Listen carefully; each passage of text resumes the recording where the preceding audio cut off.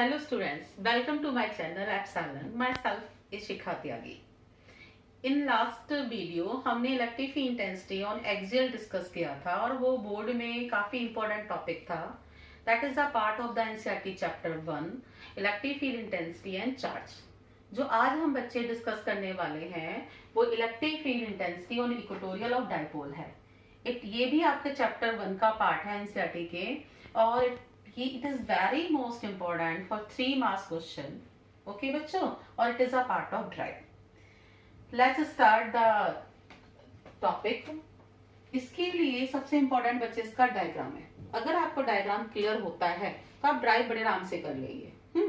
और एग्जाम्स में ये भी नहीं कि बच्चा सोचे कि 3 मार्क्स का हमारा ये क्वेश्चन आया है तो हमने बस ड्राइव कर दिया और डायग्राम नहीं बनाया. तो वहाँ डायग्राम के भी मार्क्स होते हैं, हाफ या 1. तो आपको डायग्राम भी पता होना चाहिए. डायग्राम में ये इलेक्ट्रिक डायपोल है, आप सबको ही पता है कि -q plus q separated by the small distance that is known as electric dipole, है ना. ये तुम्हें मैं पहले ही बता चुकी हूँ कि हम स्मॉल डिस्टेंस को 2a क्यों लिया है, क्योंकि यहाँ हमें डिस्टेंस को आधा करना पड़ता है तो 2a का आधा करना बहुत आसान हो जाता है. इसके मिड पॉइंट O से बच्चे r डिस्टेंस दूर इस P पॉइंट पर मुझे इलेक्ट्रिक फील्ड इंटेंसिटी निकालनी है एंड जो ये डायपोल को बाइसेक्ट कर रहा है perpendicularly. So this system is known as equatorial. इस सिस्टम को हम इक्वेटोरियल करते हैं. तो अब बच्चों उसके क्वेश्चन की फॉर्मेट क्या बनी अब वो सुनो. क्या? There are 2 charges equal in magnitude, opposite in nature, separated by a small distance. Then find out the electric field intensity at that point which is bisect the dipole, है ना. तो जो डायपोल को बाइसेक्ट परपेंडिकुलर करते हुए जा रहा है उस पॉइंट पर हमें इलेक्ट्रिक फील्ड इंटेंसिटी निकालनी है. अब प्लस क्यू चार्ज से बच्चे इलेक्ट्रिक फील्ड इंटेंसिटी की डायरेक्शन देखते हैं तो ये प्लस चार्ज है और ये पॉइंट पी है. इस पर देखते हैं तो प्लस से इलेक्ट्रिक फील्ड क्या होती है बेटा, away from the positive. So E1 is the electric field intensity due to plus charge and away from the positive. जो कि हॉरिजॉन्टल के साथ किसी न किसी एंगल से इंक्लाइंड है. जितना एंगल ये है उसी एंगल से ये इंक्लाइंड होगी. क्यों? क्योंकि ये करस्पॉन्डिंग एंगल है. इवन कौन सी क्वांटिटी है बच्चे? वेक्टर क्वांटिटी है तो उसके कंपोनेंट भी ब्रेकअप होंगे. तो बच्चे इसका दिस साइड जो कंपोनेंट होगा और एक इस साइड कंपोनेंट आएगा तो एंगल के साथ हमेशा कॉस आता है, E1 cos थीटा, और इधर बच्चे कौन आता है हमारा, E1 sin theta. Clear everyone? Now अब हम डिस्कस करेंगे -q की वजह से इलेक्ट्रिक फील्ड. इतना डायग्राम हमारा किसकी वजह से बना? +q. तो हमें बच्चे डायग्राम 1 बाय 1 करके बनाना. ऐसे नहीं कि पहले हमने ट्राइंगल बना दिया और फिर काम शुरू कर दिया. अब -q की वजह से -q ये है बच्चे और प्लस यहाँ पे निकालिए P पॉइंट पर. तो P पॉइंट पर electric field intensity towards the negative यानी कि E2 is the electric field intensity due to negative charge and towards the negative arrow देखो उसकी तरफ लगा हुआ है ना. It is also inclined at an angle theta. तो बच्चे ये थीटा है तो ये भी थीटा होगा because that is the alternate angle. Okay तो नाउ E2 के फिर से कंपोनेंट ब्रेकअप होंगे क्योंकि वेक्टर क्वांटिटी है और थीटा एंगल से जा रही है तो थीटा के साथ बच्चे E2 cos थीटा और यहाँ पर हमारा आएगा E2 sin theta. Clear? Now बच्चे इन गिवन फिगर देखो बच्चे E1 sin theta and E2 sin theta ये जो होंगे हमारे एक दूसरे के अपोजिट तो डायग्राम में नजर आ रहे हैं और ये इक्वल इन मैग्नीट्यूड भी हैं. So both are cancel out to each other. तो ये हमें थ्योरेटिकल लाइन, हमें ज्यादा थ्योरी नहीं डालनी होती पर ये थ्योरेटिकल लाइन हम जरूर डालेंगे कि E1 sin थीटा और E2 sin theta equal in magnitude and opposite so cancel out to each other. ये नहीं कि हमने बहुत ज्यादा theory let us suppose that ये कुछ लिखने की कोई जरूरत नहीं है. सो कौन बचा हमारे में? E1 cos थीटा बचता है और E2 cos थीटा बचता है. सो इलेक्ट्रिक फील्ड इंटेंसिटी के लिए रिस्पॉन्सिबल बच्चे E1 cos थीटा और E2 cos थीटा है. तो नेट इलेक्ट्रिक फील्ड इंटेंसिटी कितनी हुई? E = E1 cos theta plus E2 cos theta. अब हमने बच्चे अपने E1 की वैल्यू, E2 की वैल्यू और cos थीटा की वैल्यू, इन तीनों की वैल्यू इस डायग्राम की हेल्प से फाइंड आउट करनी है और फिर पुट करनी है. अब देखो बच्चे व्हाट इज E1? E1 ये है E1 electric field intensity due to the point charge. क्या फॉर्मूला होता है? K Q बाय डिस्टेंस का स्क्वायर, मतलब Q से लेके यहाँ तक का डिस्टेंस। अब देखते हैं डिस्टेंस कितना होगा। भाई ये डिस्टेंस तो R है और ये आधा डिस्टेंस हमारा कितना है बच्चे, A, और ये है R, तो ये कितना हो गया under root R square plus A square using the Pythagoras theorem. फिर सुनो बच्चों कि ये डिस्टेंस मेरा R है, आधा मेरा A है, राइट एंगल ट्राइंगल बन रहा है, तो कौन सी थ्योरम लगा दी इसमें हमने, Pythagoras, that is under root R square plus A square. तो इलेक्ट्रिक इंटेंसिटी का फॉर्मूला कितना, KQ अपॉन में डिस्टेंस का स्क्वायर, मतलब under root R square plus A square का होल स्क्वायर। ओके बच्चे, रूट का स्क्वायर हटाएंगे तो क्या फॉर्मूला बन जाएगा, KQ अपॉन में R square plus A square, that is E1।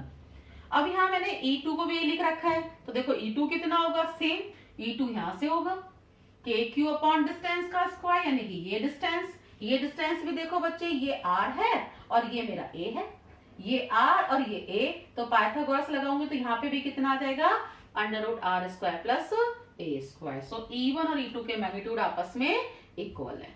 Clear everyone? Okay, now the turn of cos theta, कि cos थीटा की टर्न क्या लिखेंगे, तो cos थीटा देखो बच्चे, कोई भी ट्राइंगल ले लो, ये तो हमारा P पॉइंट था, ये हमारा O पॉइंट था, इसको हम A नाम देते हैं, इसको हम B नाम देते हैं। तो इन ट्राइंगल POB में अगर मैं cos थीटा लगाती हूं तो क्या होगा, बेस अपॉन हाइपोटेनियस, यानी कि R square by A square. So cos theta is A upon में under root R square plus A square. तो हमारा E1 और E2 तो ये हो गया, cos थीटा ये हो गया। Put both value in equation number 1 में पुट कर दो। भाई ये E1 cos theta plus E2 cos theta से ये क्यों ऐसे आई, क्योंकि E1 E2 आपस में इक्वल है, तो ऐड होके कितनी हो गई, 2E1 cos थीटा। E1 की वैल्यू बच्चे कितनी, KQ upon R square plus A square, and what is cos theta, A under root upon में under root R square plus A square. Clear everybody? Now देखना जरा, हमें 2 भी मिल गया, Q भी मिल गया और A भी मिल गया। बोलो बच्चों, what is Q into 2A, that is electric dipole movement, यानी कि ये हमारा क्या बना बच्चे, इलेक्ट्रिक डाइपोल मूवमेंट, है ना। तो क्या हो गया ऊपर, P दैट इज K तो है ही, और 2QA मिलके P हो गया, ये R square plus A square, और ये R square plus A square की पावर बच्चे 1/2। आपको पता है मल्टीप्लाई में पावर ऐड होती है, तो 1 इसकी और 1/2 इसकी, तो कितनी पावर हुई बच्चे, R square plus A square की power 3/2। Okay, so the formula on equatorial of dipole is KP upon R square plus A square की पावर 3/2।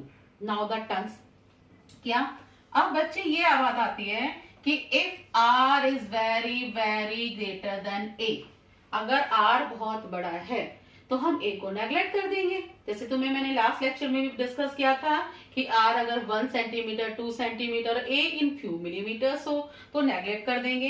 तो जब आप A को नेग्लेक्ट कर दो तो R बचा, R स्क्वायर की पावर 3/2 बची, 2 से 2 कैंसिल हो गई, सो व्हाट, R क्यूब। तो फॉर्मूला कितना बचा भाई, E equals to KP by R cube, that is electric field intensity on equatorial of dipole. अभी मैंने कहीं वेक्टर साइन पुट नहीं किया है ना। वेक्टर साइन के बाद क्या फॉर्मूले की फॉर्मेट बनती है वो अभी हम डिस्कस करेंगे। तो यहाँ वेक्टर साइन मैंने कहीं नहीं लगाया है, और फाइनल फॉर्मूला ये। एक्सियल में इलेक्ट्रिक इंटेंसिटी हमने क्या डिस्कस की थी, K 2P by R cube, और इक्वेटोरियल में कितनी है, KP बाय R क्यूब। यानी कि अगर हमारे R सेम है, सेम डिस्टेंस पर अगर हम इलेक्ट्रिक इंटेंसिटी निकाल रहे हैं बच्चे, तो electric intensity on axial becomes to double than the equatorial, है ना। तो इलेक्ट्रिक इंटेंसिटी हमारी एक्सियल में डबल होती है इक्वेटोरियल की एट द सेम सेपरेशन। ये बात याद रख लेना, पता लगे कि एक्सियल में वो 2 सेंटीमीटर में निकलवा रहा है, इक्वेटोरियल में 5, और आप भाई डबल या हाफ कर लो उसे, ऐसा नहीं है। ओके बच्चे, now the turn of the direction of electric field intensity on equatorial. Electric field intensity मतलब E, that is the net electric field intensity, E किसकी वजह से बच्चे, E1 cos थीटा और E2 cos थीटा, दोनों किसकी किधर जा रहे हैं, पॉजिटिव टू नेगेटिव जा रहे हैं. So direction of electric field intensity on equatorial of net field is positive to negative. तो electric field intensity general positive to negative, in axial, carefully listen, in along axial electric field intensity move negative to positive and equatorial is positive to negative. Okay students, अब एक question मैं आपके साथ discuss कर रही हूँ. It is a important question. Now अब हम एक इम्पोर्टेंट क्वेश्चन है जो मैं आपके सामने डिस्कस करने जा रही हूँ. तो लेसन, क्वेश्चन की फॉर्मेट में आपको बोल रही हूँ कि क्वेश्चन किस तरीके से पूछा जाएगा. देखो बेटा, उसने क्वेश्चन ये बोला, और ये क्वेश्चन आपका सीबीएसई सैंपल पेपर, ये नहीं कि ये एग्जाम आइडिया किसी या आपका और कोई sample paper, no, that is a CBSE sample paper का है और ये 2014 में पूछा गया था. क्वेश्चन ये था कि there is an electric dipole minus q and plus q. Okay बच्चे, इसके मिड पॉइंट ओ से एक आर डिस्टेंस इस पॉइंट ए पर and R distance point B पर. इन ए पॉइंट और बी पॉइंट पर हमें एंगल बताना है between electric field intensity and electric dipole. This is the system of electric dipole and find out the angle between electric field intensity and electric dipole at the point A and at the point B. Clear everybody? तो first at A discuss करते हैं. A point बताओ क्या है, axial है ना. अब सोचो एक्सियल में इलेक्ट्रिक फील्ड इंटेंसिटी डायरेक्शन क्या बताई तुम्हें मैंने. एक्सियल में इलेक्ट्रिक फील्ड इंटेंसिटी की डायरेक्शन होती है बेटा negative to positive, that is E, है ना. और डाइपोल एवरीवन नो क्या होती है डायरेक्शन, नेगेटिव टू पॉजिटिव. ये हम अपने लेक्चर 1 में डिस्कस कर चुके हैं. Negative to positive, that is P. Both are move in same direction. So what is the angle between E and P, तो at a equal to 0. Now the turn on the equatorial. Equatorial में अभी electric intensity जो हमने discuss की है क्या होती है बच्चे, positive to negative, that is E. And dipole has same direction, that is negative to positive. So what should be the angle between E and P? That is 180 degree. So theta equals to 180 degree at point B. तो B पर कितना angle 180 degree और A पर कितना 0. या तो ऐसे पूछ ले या ये वो पूछ ले कि अगर इलेक्ट्रिक फील्ड इंटेंसिटी और डाइपोल के बीच में एंगल 180 डिग्री है तो बताओ पॉइंट डाइपोल के कहां पर है. तो आपको पता लगाना पड़ेगा, नहीं कि तब पॉइंट वो के इक्वेटोरियल में. क्वेश्चन इस तरीके से पूछा जाएगा. हमने मैंने भी तुम्हें बताया था कि वेक्टर पुट नहीं किया था डायग्राम में, कि हमने बोला था कि भाई वेक्टर साइन कैसे लगाते हैं. अगर हम वेक्टर साइन लगाते हैं, ई का फॉर्मूला बच्चे के 2p/r³ विदाउट वेक्टर फॉर्म. अगर मैं यहाँ वेक्टर साइन पुट करती हूं तो के 2p/r³, क्योंकि p भी इलेक्ट्रिक डाइपोल है ना. तो इसके ऊपर हम इस तरीके से शो करेंगे. ओके बच्चे, होप सो आपको लेक्चर क्लियर हुआ होगा. और इस ड्राइव को, एक्सियल और इक्वेटोरियल को आपने अपनी रिटन प्रैक्टिस करनी है कम से कम 2 या 3 बार. जब तक आप इसको रिटन प्रैक्टिस नहीं करेंगे, डायग्राम खुद से ड्रॉ नहीं करेंगे, तो आपको कॉन्फिडेंस नहीं आएगा. तो कॉन्फिडेंस के लिए आपको उसकी रिटन प्रैक्टिस करनी है. और आई थिंक मैं बोर्ड की प्रॉब्लम समझ रही हूँ. अभी लॉकडाउन के टाइम है, सो मुझे लगता है 1-2 लेक्चर मुझे इसी बोर्ड के साथ डालने पड़ेंगे. फिर मैं बड़ा बड़ा लिख रही हूँ, क्लियर हो जाएगा.